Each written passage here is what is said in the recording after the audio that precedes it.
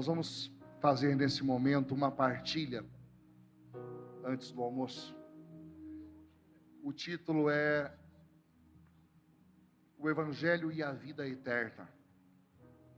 E é muito importante que numa conferência como a nossa, que se propõe a ser acadêmica, assim, mas católica, o dado objetivo não apague a experiência que também é subjetiva. Eu creio, nós cremos. E nós queremos agora compartilhar com vocês o Evangelho e a experiência de vida eterna do Evangelho a partir de experiências pessoais. Queria convidar vocês a se sentarem e acolher o professor, uma alegria.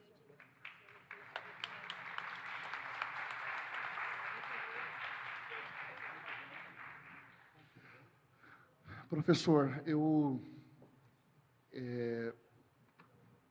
não sei se todos aqui sabem por que nós dois estamos sentados aqui para falar disso, né? Mas eu queria que o senhor pudesse, ao contar da sua vida, ao compartilhar da sua própria vida, que o senhor nos ajude, a partir dela, a aprofundar nesse tema do Evangelho e a vida eterna como o nosso ponto de chegada, para onde tudo aponta. Se é para essa vida que vivemos, né, somos miseráveis, mas não é para esse mundo apenas. Então, por favor, professor, fique à vontade. Bem, Fernando, em primeiro lugar, muito obrigado pelo convite, pela oportunidade. Como eu estou crucificado, chagado pela Páscoa precoce da minha filha, também me sinto na responsabilidade de mostrar Nosso Senhor. Não por mim, eu mesmo não quereria, eu mesmo não gostaria de estar nessa experiência, mas não sou eu mais quem vive, é Cristo que vive em mim. E a primeira coisa que eu queria deixar claro é que se não fosse a igreja, eu não estaria vivo. Se não fosse a comunhão dos santos, se não fosse a oração de vocês, se não fosse uma amizade e uma fraternidade, uma solidariedade que eu não sei explicar, e que cada palavra, cada mensagem, cada gesto apenas simboliza uma metonímia, uma parte de um todo que não está só na terra. A igreja militante que somos nós aqui na terra, claramente para mim parece pequena, porque eu sinto de fato a igreja triunfante no céu. Ainda há pouco nós vimos aqui uma imagem que me agrada muito, todas as imagens da multidão dos santos. O Fernando mencionou os querubins ainda há pouco, a multidão dos anjos, arcanjos, potestades, serafins, querubins. A igreja é enorme, imensa, infinita no céu, se tornou muito palpável para mim. A minha fé se tornou muito prática, muito concreta, muito real, muito existencial, com a passagem da minha filha Isabel, de 6 anos. Então, para os que não saibam, eu perdi a minha segunda filha, Isabel, no dia 12 de fevereiro deste ano. Eu não a perdi, melhor dizendo, ela chegou ao céu antes de nós. E claro, deixou muita saudade, deixou muita dor, mas desde o princípio, eu, por uma graça, por um dom, que é o dom da fé, o dom da fortaleza, e principalmente o amor de Deus superabundante no meu coração e no coração da minha esposa, nós nunca esquecemos a Deus, nós nunca esquecemos a providência de Deus, e nunca nos sentimos abandonados, e nunca sentimos que isto era um erro, que isto era um mal, que isto era um acidente. Claro que nós não conseguimos entender, porque dói, porque a luz resplandece nas trevas, mas as trevas não prevalecem. Então, é muito interessante e muito bom poder falar de uma experiência. Mas eu quero aproveitar essa oportunidade para complementar algum argumento da mesa, da qual eu tive também a honra de participar anteriormente, na qual eu queria muito mais ouvir do que falar. Estava muito constrangido na presença dos insígnes membros da mesa, os padres e professor Ralph Martin, que é um autor que eu leio, que eu estudo, então estava muito contido. E eu quero complementar um pouco do argumento que a gente levantou na mesa passada para explicar a minha experiência. E eu espero poder tocar o coração de vocês. E é interessante quando a gente fala coração, porque coração, sagrado coração de Jesus, chagado, coroado, o imaculado coração de Maria, são as nossas alegrias, o coração de José também.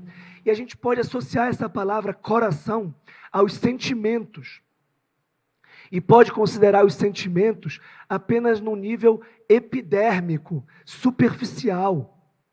E este eu acho que é o problema que a gente pode aprofundar sobre certa experiência da renovação carismática católica, que se permanecer num emocionalismo.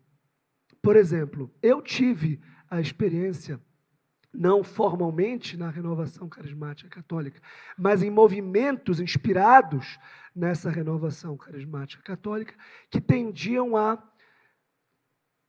eclipsar, a obscurecer, por exemplo, a missa, a liturgia da palavra, a liturgia eucarística, ou a homilia, em proveito de uma oração musicada, de um certo fervor ou louvor, que muitas vezes gerava dança e animação, e um louvor nesse sentido de animação.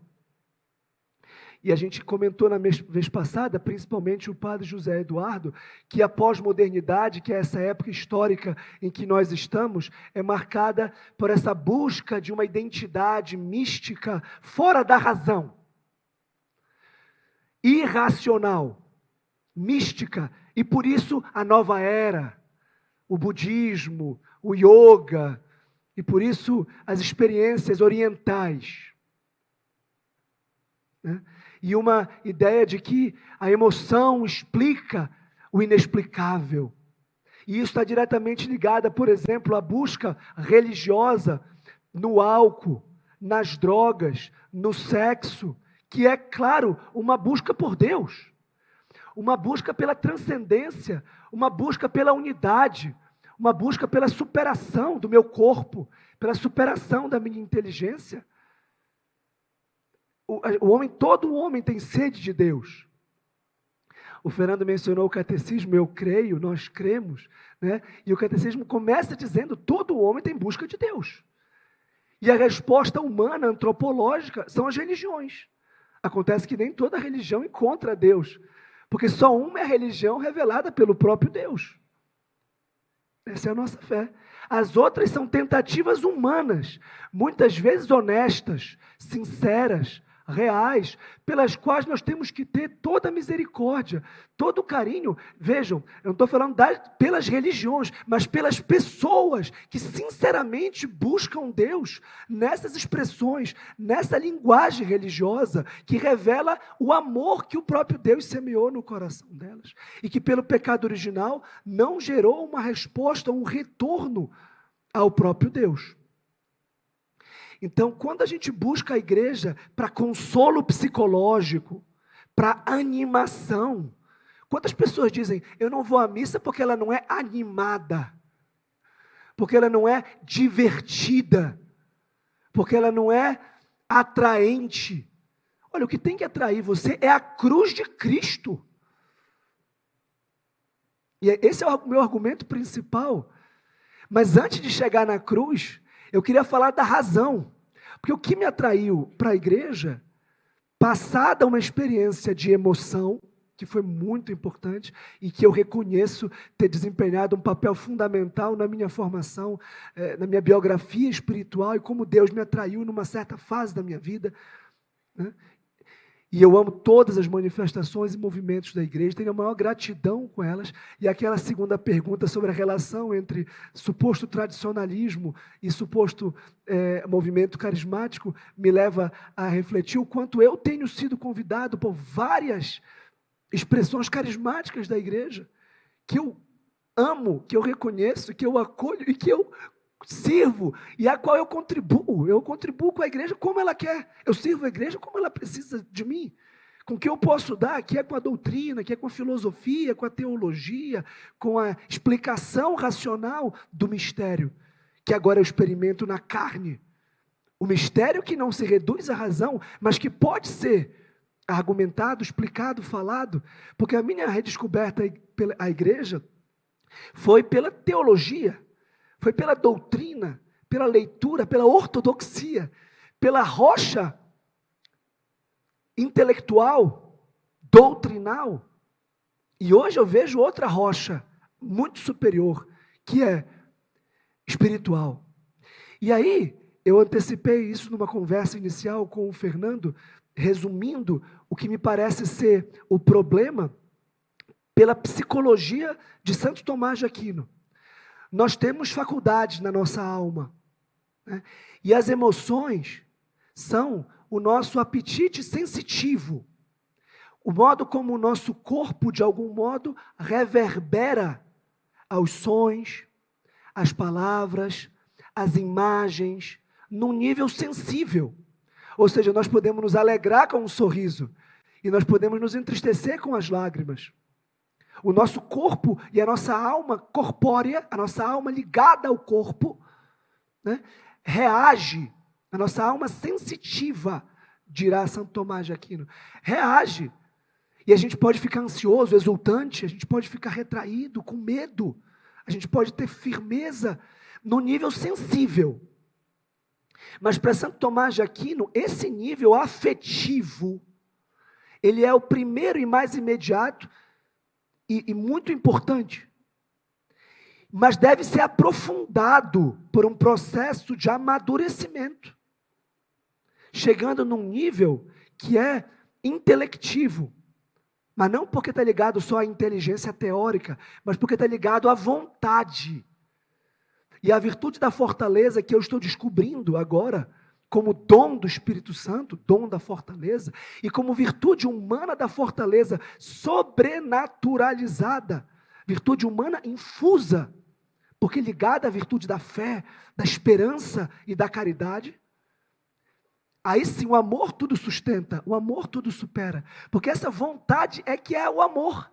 Então, se o amor é o primeiro dos mandamentos, amarás o Senhor teu Deus sobre todas as coisas, e ao próximo como a ti mesmo, amarás o Senhor teu Deus com toda a tua mente, com todo o teu coração, com toda a tua alma, com todo o teu entendimento, com toda a tua vontade, com todos os teus afetos, claro. Mas nesse nível, a vontade como apetite intelectivo do bem é que sustenta as nossas emoções, porque as nossas emoções são fugazes, são frágeis. Se a gente lembrar da parábola da semeadura, o nível emocional é aquela semente que caiu à beira da estrada, é aquela semente que caiu entre os espinhos, é aquela semente que caiu no solo rochoso. Por quê? Porque ela não gerou frutos. E quando a gente deixa Deus fecundar a nossa alma, e a nossa alma é fecunda, é quando a gente deixa que Ele participe de todas as nossas faculdades, que são 3. Os apetites sensitivos, não vem ao caso explicar que podem ser concupiscíveis ou irascíveis, e a faculdade da vontade, da inteligência. Sabe o que isso quer dizer? Que a inteligência, que é o conhecimento da verdade, precisa ser amada e sentida. Claro que você pode sentir a verdade, não tem nada de errado nisso. Se eu abraço o Fernando, eu sinto emocionalmente a verdade da amizade, a verdade da caridade, a verdade de Deus, a verdade da comunhão dos santos, a verdade da igreja, a verdade, eu sinto. Mas a minha inteligência também capta que ele é católico, que ele tem essa obra, eu leio a obra, eu leio um documento. Ele não me mandou apenas um áudio, mandou um documento formal, institucional. Por isso que é os dons carismáticos e institucionais, hierárquicos. Porque a nossa alma tem uma hierarquia. Por isso que Cristo é a cabeça. Isso quer dizer que a nossa inteligência é a cabeça do nosso corpo. Então a inteligência é o topo da nossa alma. E é com ela que nós temos que amar a Deus também. Eu não disse para não amar a Deus com os afetos. E por isso que o mistério da igreja é um mistério conjugal e nupcial da esposa, que ama de corpo e alma. Por isso que o padre José Eduardo foi muito feliz quando disse também que a igreja é visível, porque o sacramento do matrimônio com o qual eu me uno com a minha esposa Laís é visível, é físico, é erótico também. E gerou vida física, gerou carne. Tá? Nós temos 8 filhos, sendo que 5 estão no céu. Agora, o espírito superou a carne, porque eu não os vejo mais. Na verdade, 4 eu nunca vi, porque foram gravidezes incompletas, foram abortos espontâneos, mas foram vidas nomeadas, amadas, que marcaram a nossa família, que pertencem à nossa família. E a Isabel, com 6 anos, está já no céu. Então agora é claro que o espírito supera a carne. E agora eu não vejo mais com base, eu não vivo mais com base no que eu vejo. E eu começo uma série de citações de São Paulo, num livro que eu estou escrevendo sobre tudo isso que eu tenho passado e que ganhou agora uma gravidade, uma densidade, uma verdade que eu não consigo explicar. Mas ao mesmo tempo eu sei que vocês podem entender, porque está na Sagrada Escritura e porque é a experiência dos santos. Eu não sou santo, eu não sou forte, ao contrário, eu sou fraco, mas um dos grandes santos que nos ensina essa experiência diz, quando eu sou fraco, é que eu sou forte. A única coisa que eu realmente sei é que eu morri e que Cristo vive em mim. Alguém disse isso, né? Eu lembro quando eu soube da notícia, eu falei para minha esposa, eu falei, eu estou morto. E depois eu falei, Cristo vive em mim. Eu falei, peraí, Paulo disse isso? Claro que eu estava citando, estava lembrando, mas eu disse de verdade, eu disse em primeira pessoa. Completa a minha carne que falta ao sofrimento de Cristo. E eu me alegro com isso. E eu disse para a Laís, a gente não vê mais a Isabel e isso é insuportável. Mas ao mesmo tempo a gente não pode mais viver com base no que a gente vê. Peraí, quem disse isso? São Paulo disse isso.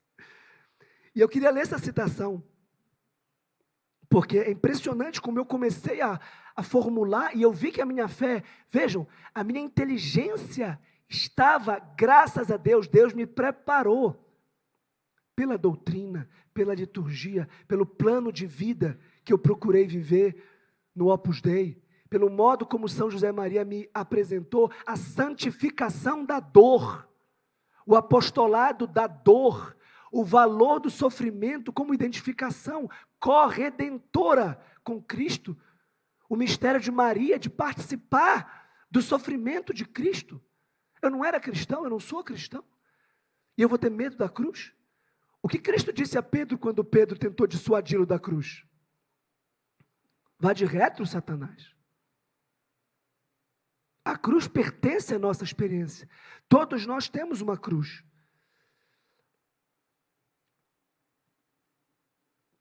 São Paulo diz aos Coríntios, na 2ª carta, capítulo 4, a nossa presente tribulação, momentânea e ligeira, nos proporciona um peso eterno de glória incomensurável, porque não miramos as coisas que se veem, mas sim as que não se veem, pois as coisas que se veem são temporais, e as que não se veem são eternas. O amor sacramental que eu tenho pela minha esposa gerou misteriosamente a vida da minha filha Isabel. Mas eu não criei a sua alma. Eu criei o seu corpo por um ato desproporcional. O sexo une profundamente duas pessoas, mas aqueles que o realizam não criam um corpo. Ele é criado por Deus pelo mecanismo físico, biológico que Deus engendrou. E principalmente, esse é o grande mistério, o casal participa da criação de uma nova vida eterna. Porque nascemos e não morreremos. E eu estou absolutamente persuadido e convicto que a minha filha, embora tenha morrido, vive. Porque se a esperança que nós temos em Cristo é apenas para esta vida, nós somos os mais dignos de comiseração de todos os homens, diz o próprio São Paulo. Se a nossa esperança por Cristo é para esta vida, o que eu queria para minha filha é que ela fosse médica, que ela fizesse graduação, que ela tivesse filhos, que ela tivesse uma boa saúde. Claro que eu queria tudo isso. Óbvio que todo pai quer isso e é legítimo. Mas o que eu queria para minha filha é que ela chegasse ao céu e que ela realizasse a sua vocação, que ela cumprisse o arco da sua vida. E eu não posso dizer que ela não fez isso, porque é verdade de fé que ela está salva, porque foi batizada, porque nunca pecou, porque rezou o terço no meu colo na noite anterior da sua partida, porque recebeu a unção dos enfermos, porque pronunciou inúmeras vezes o nome de nosso Senhor, porque rezava o terço todo dia, o nome de Nossa Senhora, porque glorificava a Santíssima Trindade. Então ela chegou aos céus, e isso é o nosso consolo, isso é a nossa fortaleza, porque essa é a glória eterna e incomensurável, que torna a tribulação momentânea e leve. Vejam, a dor que eu sinto é excruciante, é uma dor aterradora, é um abismo de dor, é uma dor indizível. Eu não desejo isso para ninguém, mas o Fernando sabe na pele, na carne o que é, e muitos outros tiveram essa amarga experiência. Por outro lado, eu posso dizer a vocês que o amor de Deus é ainda muito maior do que tudo isso. E que eu começo a entender São Paulo, que se alegrava nas tribulações, que se regozijava por poder participar misticamente da cruz de Cristo, que é a nossa delícia, que é o nosso grande estandarte. E aí vejam o que eu queria dizer para vocês. Eu comecei dizendo que tive uma experiência carismática, afetiva, depois busquei a razão.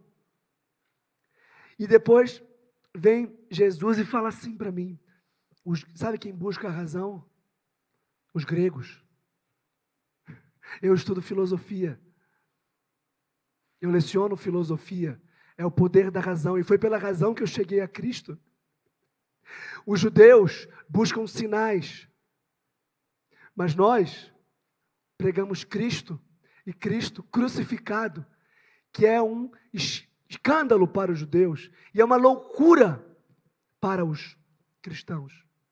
Se isso tivesse acontecido em janeiro, ou se o convite tivesse sido feito em janeiro, eu pensaria, nossa, um congresso de apologética, eu vou mobilizar todos os meus argumentos racionais, a filosofia, a teologia, a história, a arte, a arquitetura, a música, os meus livros, a beleza estética, e eu vou defender a Igreja de Cristo com toda a beleza da glória dos argumentos racionais e da estética. Hoje em dia eu só tenho uma coisa para apresentar: a cruz.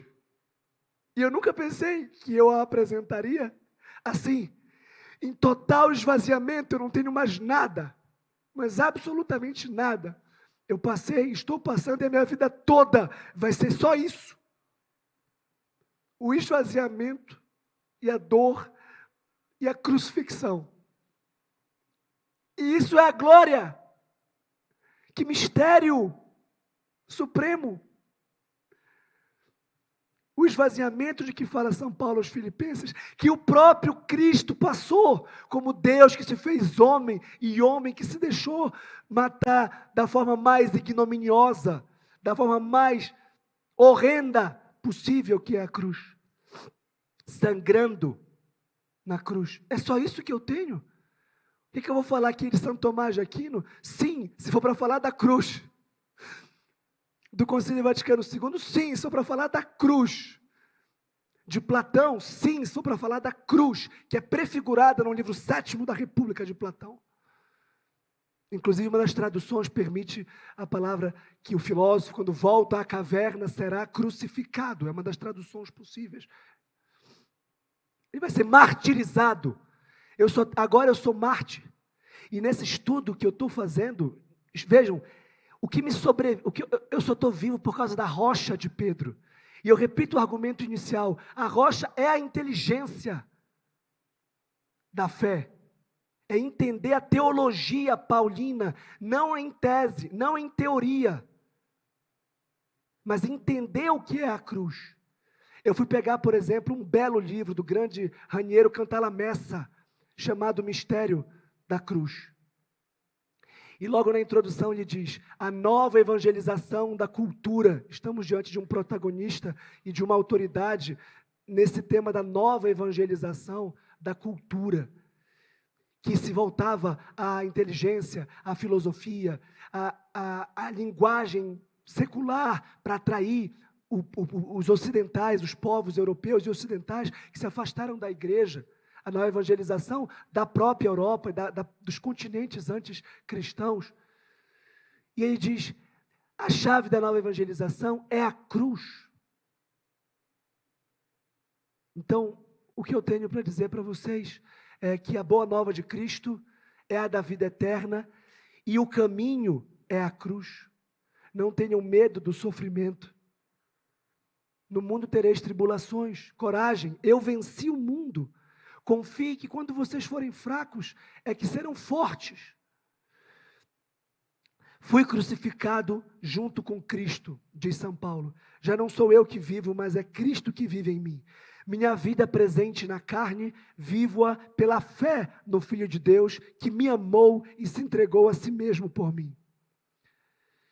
E diz São José Maria Escrivá: se recebes a tribulação de ânimo encolhido, perdes a alegria e a paz, e te expões a não tirar proveito espiritual desse transe.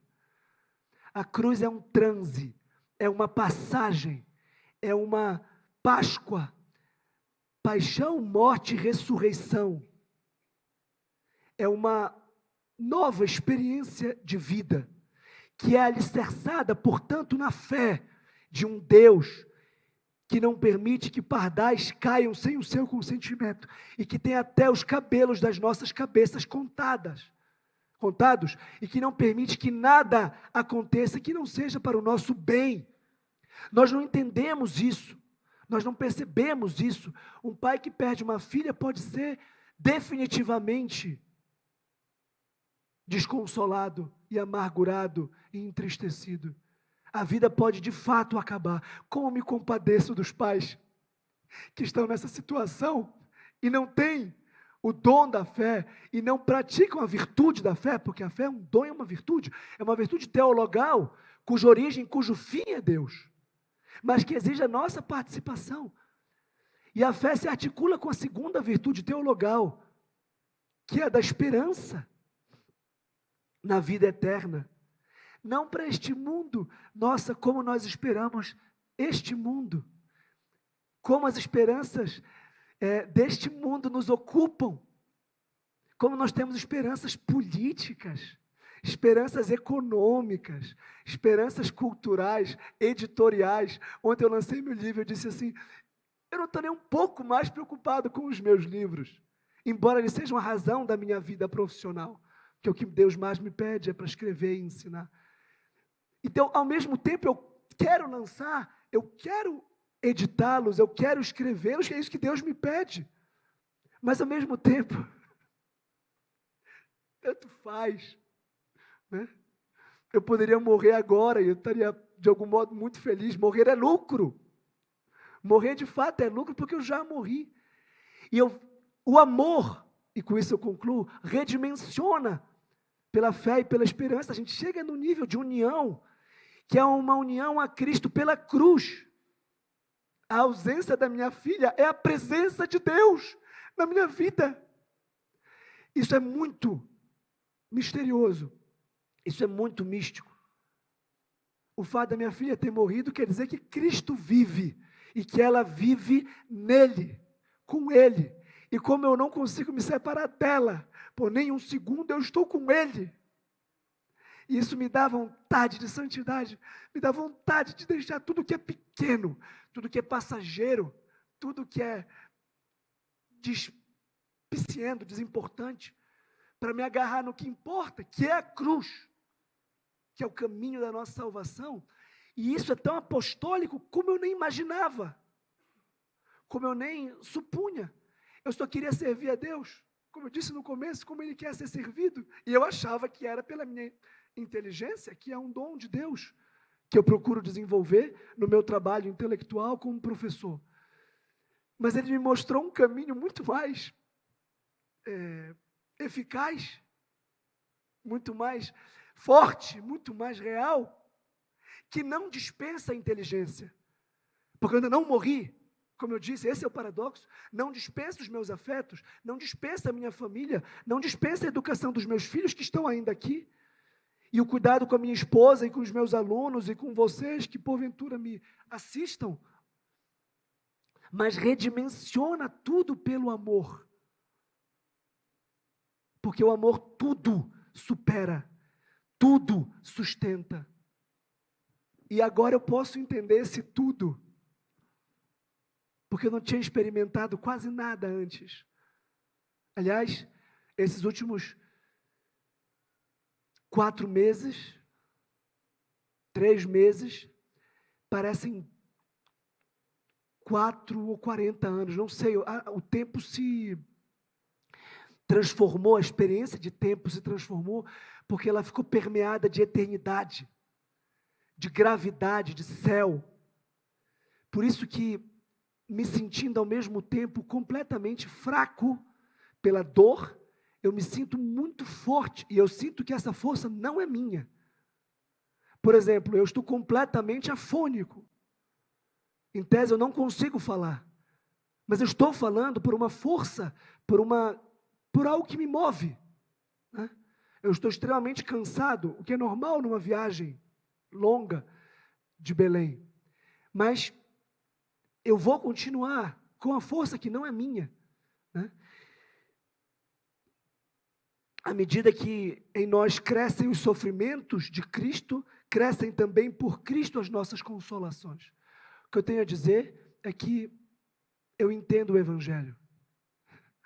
E eu entendo que esse Evangelho me preenche. Eu entendo porque eu vivo. Eu entendo porque eu amo os desígnios de Deus para a minha vida. São José Maria Escrivá fala, gradação. Resignar-se à vontade de Deus. Conformar-se à vontade de Deus. Querer a vontade de Deus. Amar a vontade de Deus. Eu devo estar passando do primeiro para o segundo degrau, talvez. É claro que eu não posso dizer que eu quero a vontade de Deus, e nem que eu amo, mas a minha vida só serve para isso, porque eu quero amá-la incondicionalmente. E essa é a minha força, essa é a minha fortaleza, essa é a minha vida. Eu digo que eu entendo o Evangelho da vida eterna, porque Deus me deu a graça de experimentá-la, me dando uma dor proporcional ao amor. Se é verdade que o amor que um pai sente pela filha é o maior do mundo, é verdade também que a dor que ele sente ao perdê-la é a maior do mundo. Isso quer dizer que Maria, Nossa Senhora, passou por isso. E diria que, eu falei pai no sentido genérico de pai e mãe, mas a mãe ainda sofre mais. E eu vejo que a minha esposa sofre mais do que eu, porque de algum modo teve a graça de gerar no próprio ventre a Isabel. E Nossa Senhora estava com uma espada transpassada na sua alma, de pé diante da cruz. E é a nossa mãe, a nossa fortaleza. Então, agora sim, a ortodoxia da fé, a verdade da fé, a doutrina da fé, a inteligência da fé, a loucura da cruz faz sentido para mim. Obrigado.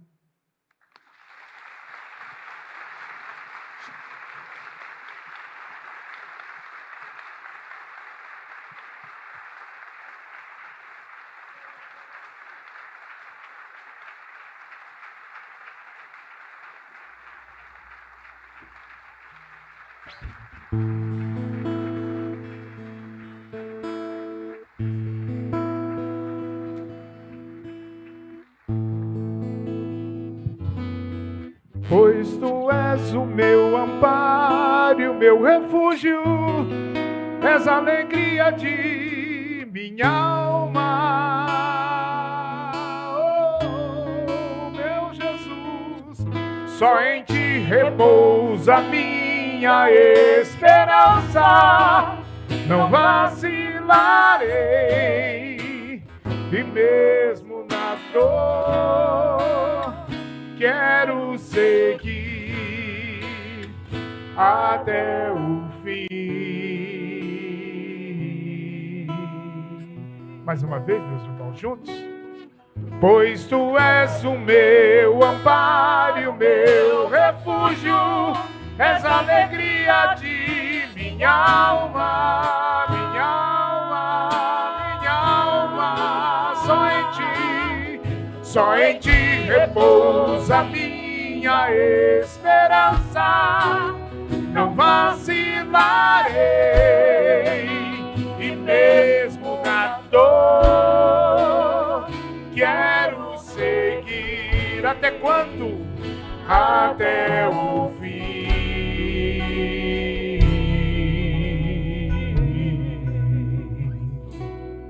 Só por ti, Jesus.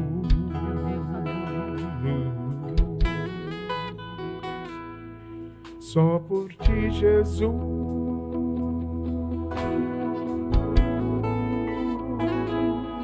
Só por ti, Jesus.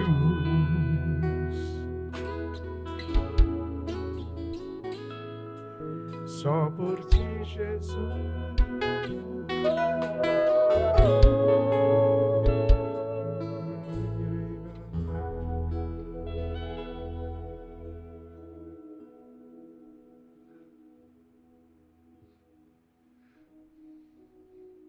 O apóstolo São Paulo, na carta aos Romanos, logo no capítulo 1, no versículo 16, ele diz assim: eu não me envergonho do Evangelho, porque ele é o poder de Deus para a salvação daquele que crê.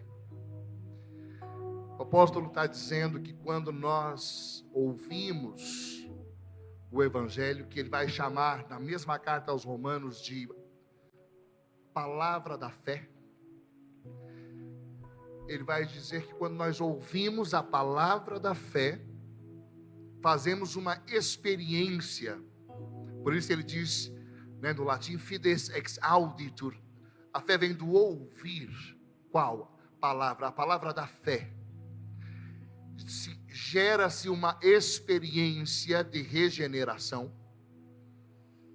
que vai ser aperfeiçoada nos sacramentos. Mas eu temo em dizer que nós, enquanto católicos, estejamos entregando os tesouros dos sacramentos a pessoas que não tiveram o privilégio de receber a palavra da fé e experimentar a palavra da fé a ponto de fazer desse regenerar-se, de ser regenerado, uma experiência de sentido. A minha vida mudou, a minha mente mudou. Romanos capítulo 12, versículo 2, transformai-vos, a transformação da vossa mente, da vossa mentalidade. Por que o Evangelho é o poder de Deus para a salvação de quem crê? O apóstolo Paulo continua, Romanos 1, capítulo 18, ele diz assim: a ira de Deus se manifesta do alto do céu contra todo tipo de impiedade dos homens, que pela injustiça aprisionam a verdade. Essa palavra impiedade, no grego asebeia, ela dá a conotação de um sistema, nós usamos a palavra impiedade, mas é um sistema de corrupção. O apóstolo Paulo está dizendo o seguinte: Deus está olhando para o que ele fez, e ele se ira, porque os seus olhos enxergam que se instaurou na criação um processo de corrupção. Essa corrupção e essa morte, nós podemos olhá-la em dois aspectos. Vejam, eu tenho 1,90 m e 147 quilos, para cima não cresço mais, para os lados eu sigo em expansão, tem que segurar essa expansão, mas o fato é que eu tenho 40 anos, e eu sinto que quando eu me machuco, eu não me recupero mais como quando eu tinha 20. E eu percebo que as células do meu corpo, que se trocavam com grande agilidade, agora se trocam de modo um pouco mais lento, de modo que, como a filosofia, né, de Heidegger vai dizer, nós somos um ser para a morte. E o apóstolo Paulo vai gritar e vai dizer assim: quem me livrará desse corpo de morte? O grito do evangelho parte de uma constatação: a morte está instaurada na criação, o mal está presente na criação, e o salário do pecado é morte. Eu sou um ser para a morte, mas me desculpa, também é o seu caso. Você também é um ser para a morte. E não somente os seres animados, mas tudo que existe está debaixo de corrupção, de mudança. Tudo é contingente, tudo muda, tudo deixa de ser, vai sendo, de modo que essa é uma constatação em âmbito natural. Mas não para por aqui. Existe um mal moral fora de nós, e ele nos toca de modo, né? Nós estamos vendo agora tudo que está acontecendo no Rio Grande do Sul, o sofrimento causado por todas essas enchentes, por questões climáticas, é a presença do mal. Mas, também em âmbito moral, quantos de nós têm aqui histórias de pessoas que você ama e que foram ceifadas do seu convívio por um motorista alcoolizado, por reagir a um assalto, por um erro médico, por um acidente,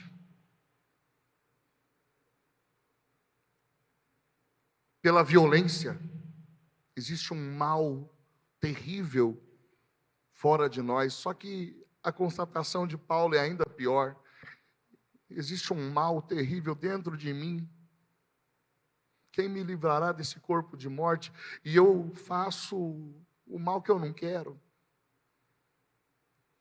Por que o evangelho é tão poderoso? Porque ele percebe, Efésios capítulo 2, versículo 4, que nós somos por natureza objeto de ira, que o salário do pecado é a morte, mas que Deus amou o mundo de tal maneira que mandou o seu Filho para que todo aquele que nele crer não pereça, mas tenha vida eterna. E Deus não mandou o seu Filho ao mundo para condená-lo, mas para que o mundo seja salvo por meio dele. E ele se fez semelhante a nós em tudo, exceto no pecado, assumiu a nossa condição, tomou sobre si os nossos pecados, a causa de todo o mal, subiu no Calvário, plantou uma nova árvore num novo jardim, verteu o seu sangue precioso, puro, sangue carmesim, sangue puríssimo, e com o seu sangue perdoou os nossos pecados e conquistou para nós vida eterna. Por isso o apóstolo Paulo vai dizer assim: e aquilo que, aquele que está em Cristo é uma nova criatura. Aquele que está em Cristo nasce de novo. E o Evangelho é, portanto, uma mensagem, a única mensagem capaz de consolar o coração do homem, capaz de dar sentido ao coração do homem. Por quê? Porque é a única resposta ao dilema da morte. E o apóstolo Paulo vai dizer: ó morte, onde está a tua vitória? Onde está o teu galardão? Você foi tragada, e Cristo desceu à mansão dos mortos como o filho único do Pai, mas ele se levanta da mansão dos mortos como o primogênito de muitos irmãos. Muitos irmãos. Nós, irmãos, nós, e o apóstolo vai dizer isso também aos Coríntios no capítulo 15, aquilo que é corruptível vai se revestir de incorruptibilidade, e aquilo que é mortal vai se revestir de imortalidade. Então subiremos e nos assentaremos com ele. E aí Jesus diz para que aonde eu estou, vós também estejais. Credes em Deus? Crede também em mim. Na casa do meu Pai há muitas moradas, e se não fosse assim eu vos teria dito. Por quê? Porque eu vou preparar-vos um lugar. Irmãos, esse é o motivo pelo qual Inácio de Antioquia diz: deixai-me ser pasto das feras, pelas quais eu chegarei a Deus, porque eu sou trigo de Deus, moído nos dentes das feras. Venham contra mim todos esses males. Agora eu começo a ser cristão, não me impeçam de viver, ele diz aos romanos. Policarpo, quando zombam da idade avançada dele, diz: Policarpo, você está velho, abandona, fala que a gente pegou a pessoa errada, vai embora. E Policarpo diz assim: há 86 anos que sirvo Cristo, nunca me fez mal nenhum. Como posso eu agora negar o meu mestre e o meu Salvador? Irmãos, nós somos herdeiros de um cristianismo maiúsculo. Nós somos herdeiros de uma fé que nos foi legada século após século pelo sangue. E me perdoem, nós estamos dando um péssimo testemunho na nossa geração. Me perdoem. Eu, irmãos, no dia 28 de dezembro de 2021, eu levei a minha família para uma chácara, para nós descansarmos. Eu sou pai, hoje eu sou pai de 7 filhos. Dos meus 7 filhos, 5 têm transtorno de espectro autista. Tenho 5 crianças especiais. A minha esposa também tem necessidades especiais, porque ela nasceu com deformidade nas 2 mãos. Mas ali naquela ocasião, éramos Rafael, Maria Fernanda, Maria Isabela, Daniel, Maria Cecília, e a minha esposa estava grávida de 9 meses da Maria Helena. Eles chegaram de manhã, brincaram naquela chácara, na piscina, e depois fomos para almoçar. Eu cheguei na hora do almoço, porque eu estava trabalhando, e aí eu cheguei para tirar aquele momento com a minha família. E deixei eles almoçando, peguei uns chocolates, fui colocar debaixo dos travesseiros deles, de surpresa, e a minha esposa veio ver o que eu estava fazendo, e a gente se abraçou, se beijou. Daqui a pouco Rafael, Maria Fernanda, Maria Isabela chegaram, ficaram ali brincando, E o Daniel, meu menino de 4 anos, ia fazer 5 em janeiro, né? O Daniel e a Maria Cecília ficaram na cozinha com a avó. Num determinado momento, o Daniel foi para uma parte da cozinha onde supostamente a porta estava fechada, mas havia um defeito naquela porta. Portanto, a minha sogra, realmente não se preocupou, porque deveria estar fechado. O fato é que o Daniel passou por aquela porta. E o Daniel foi para o jardim. Minutos depois, a minha esposa saiu e ela foi ao jardim. Quando ela chegou no jardim, ela viu o nosso filho boiando na piscina. E ela começou a gritar, eu saí correndo, meu sogro saiu correndo, ele chegou primeiro, pulou na piscina, tirou o meu filho, eu o recebi ali, fiz os primeiros socorros.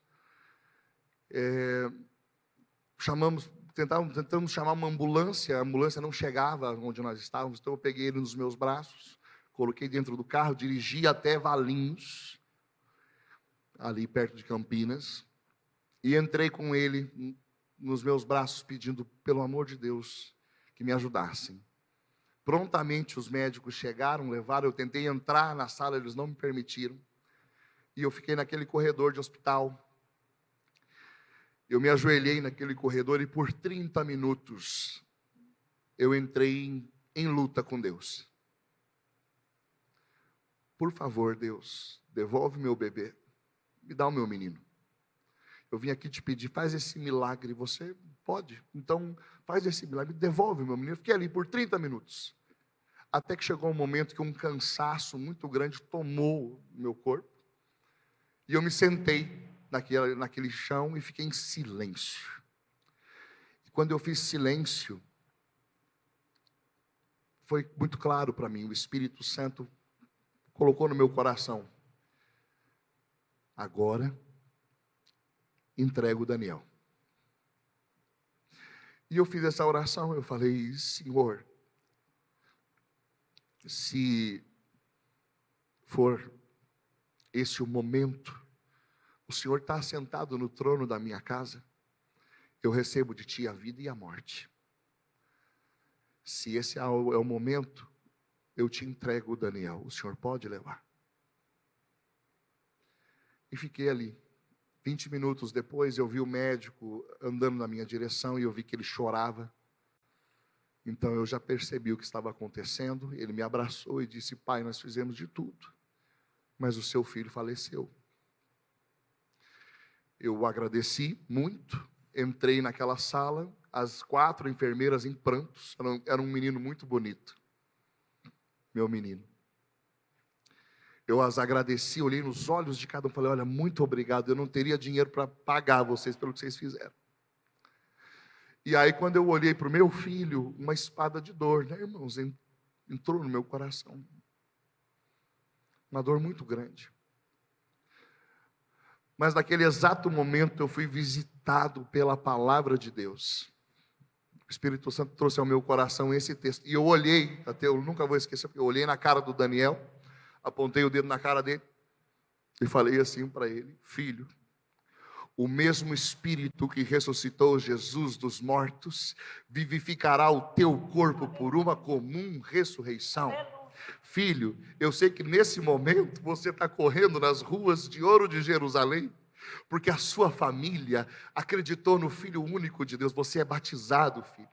O pecado não tem domínio sobre você, porque nós não estamos debaixo da lei, mas nos encontramos debaixo da graça de Deus. Por isso você já vê Deus como Deus é. Até logo, filho. Reza pelo pai, pela mãe, pelos irmãos. Até breve. E ali eu me despedi do meu menino, cobri, e fui ligar para minha esposa, expor tudo. E a dor que a tomou foi imensa, mas a palavra de Deus também a visitou. E aqui alguns irmãos estiveram no velório do Daniel. O que eu vou dizer para vocês, era pandemia, nos deram 2 horas. E naquelas 2 horas, sabe o que nós fizemos, irmãos? Nós enchemos a capela mortuária de louvores. Porque a nossa experiência, professor, de renovação, ela é uma experiência que passou sim pelos sentidos, mas ela encheu a nossa alma de tal maneira que nós acreditamos na ressurreição da carne, na vida eterna. E nós enchemos aquela capela de louvor, porque era inexplicável, mas Deus nos dava no coração uma paz tão profunda que eu e minha esposa começamos a consolar as pessoas que estavam ali no velório. O Evangelho é a única mensagem capaz de visitar o coração de um pai em luto. Eu creio que o Evangelho é poderoso para resgatar um jovem das drogas, eu creio. Eu tenho visto casamentos serem restaurados por causa do Evangelho. Eu tenho visto pessoas se perdoarem. Eu tenho visto enfermos serem curados por causa do Evangelho. E eu quero pedir a vocês, me perdoem se for ousadia da minha parte, mas eu queria, junto com o professor Vitor Salles, junto com os irmãos que estão aqui, eu quero concluir esse momento em oração com vocês. Nós podemos ficar em pé?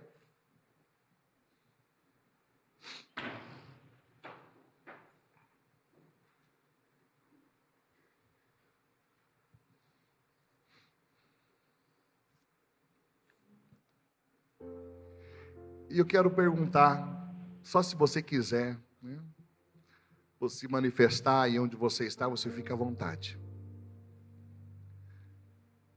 Talvez eu e o professor poderíamos ter passado o microfone para pessoas que estão aqui, que nos contariam histórias semelhantes.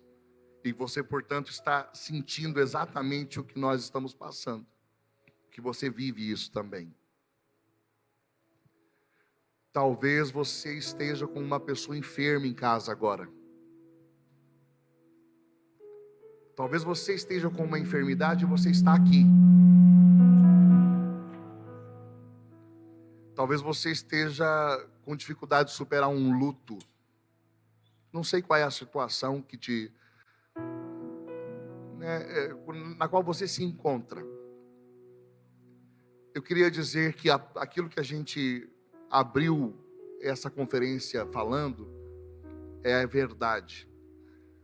Apocalipse capítulo 1 diz que quando João, na ilha de Patmos, viu a porta aberta e uma voz que disse: sobe. Quando ele subiu, ele viu um como que semelhante ao Filho do Homem, transfigurado de glória, andando pelos candelabros. O candelabro significa a igreja, que somos nós, e ele está andando no meio de nós agora. Eu não sei, talvez isso soe carismático demais, eu espero que não. Acho que a gente já superou essas diferenças nesse início de conferência. Eu quero dizer para você, como católico, Jesus está aqui. Amém. E vivo. E Ele ama você. E hoje pode ser um dia de mudança na sua vida. Você pode fazer uma experiência e falar como Santa Teresa, quer saber? Uma determinada determinação. Vamos falar em espanhol. Uma determinada determinação. Cadê o padre Rodrigo Hurtado? Está por aí?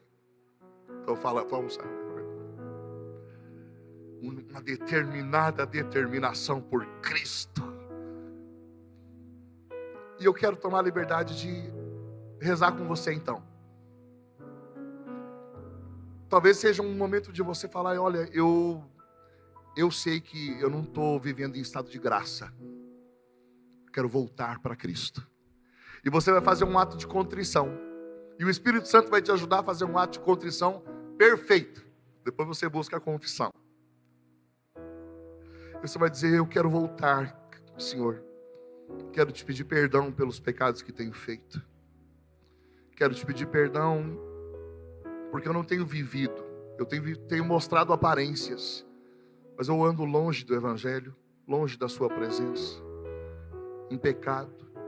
E ao ouvir os meus irmãos falando da vida eterna, ao ouvir as lágrimas dos meus irmãos, eu me senti tocado hoje e eu quero voltar. Faça a sua oração simples aí. E diga a Ele: eu quero, Senhor, te entregar a minha vida hoje aqui. Aquilo que fizeram por mim no santo batismo, aquilo que eu fiz na confirmação, eu quero renovar. Quero te dar a minha vida. Eu quero te dar a minha vida. Me permita também fazer essa oração por você que está aqui. Jesus, o Senhor disse que quando o Evangelho fosse pregado, enfermos seriam curados também.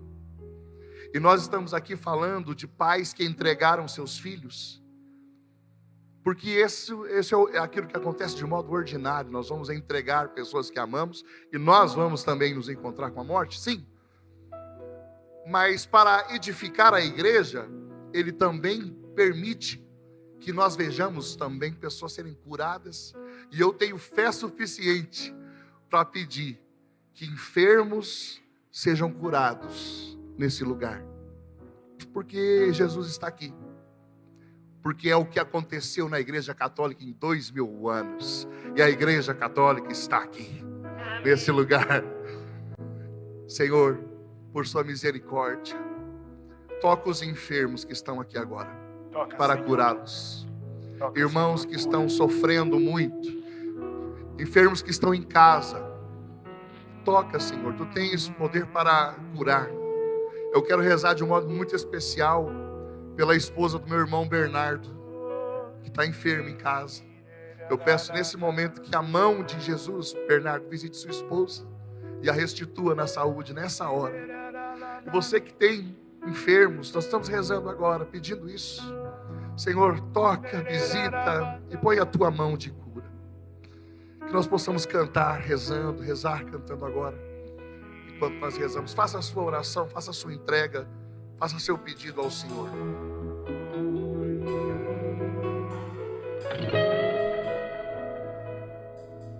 Só por Ti, Jesus, quero me consumir,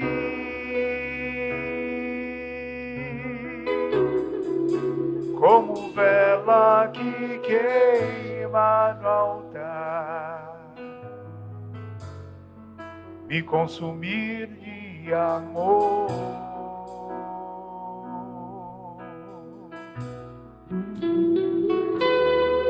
Só em Ti, Jesus,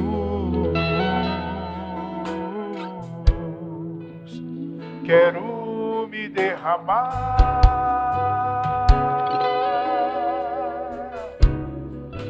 como o rio se entrega ao mar, me derramar de amor. Vamos dizer: pois Tu és meu amparo, meu refúgio. Todos nós. Pois Tu és o meu amparo e o meu refúgio, és a alegria de minha alma.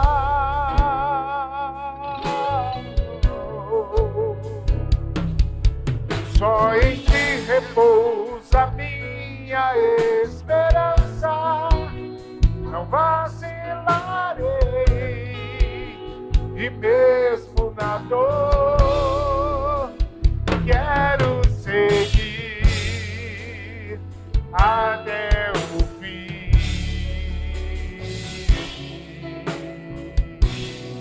Pois Tu és o meu amparo e meu refúgio, és a alegria de minha alma, minha alma, minha alma. Só em Ti repousa minha esperança, não vacilarei, e mesmo na dor quero seguir até o fim.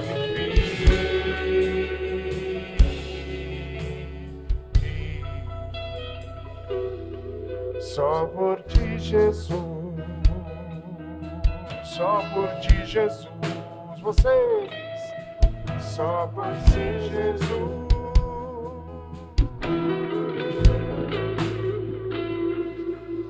o amor é a resposta. O amor é a resposta. Sofrer por sofrer é só sofrimento. Mas sofrimento oferecido se torna sacrifício. Obrigado pelo sacrifício que vocês ofereceram a Deus. Um sacrifício de louvor. Sim, a dor de vocês se tornou um sacrifício de louvor. Obrigado, meus irmãos, pelo testemunho. Só por ti, Jesus, é pra Ele. Só por ti, Jesus.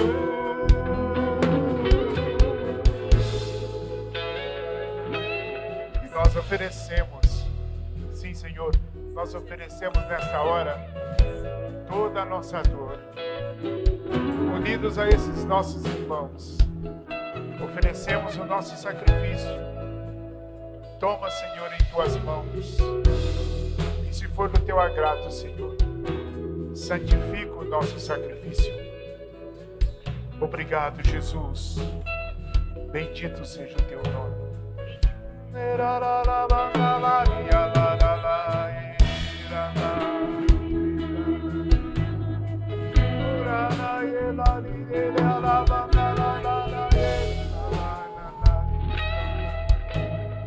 Nós te amamos, Jesus, nós te amamos. Mas ensina-nos a te amar. Glorifica o teu nome nesta tarde. Eis-nos aqui, Jesus, eis-nos aqui. Eis-me aqui, Senhor. Amém. Amém. Obrigado, Senhor. Vamos aplaudir o Senhor Jesus.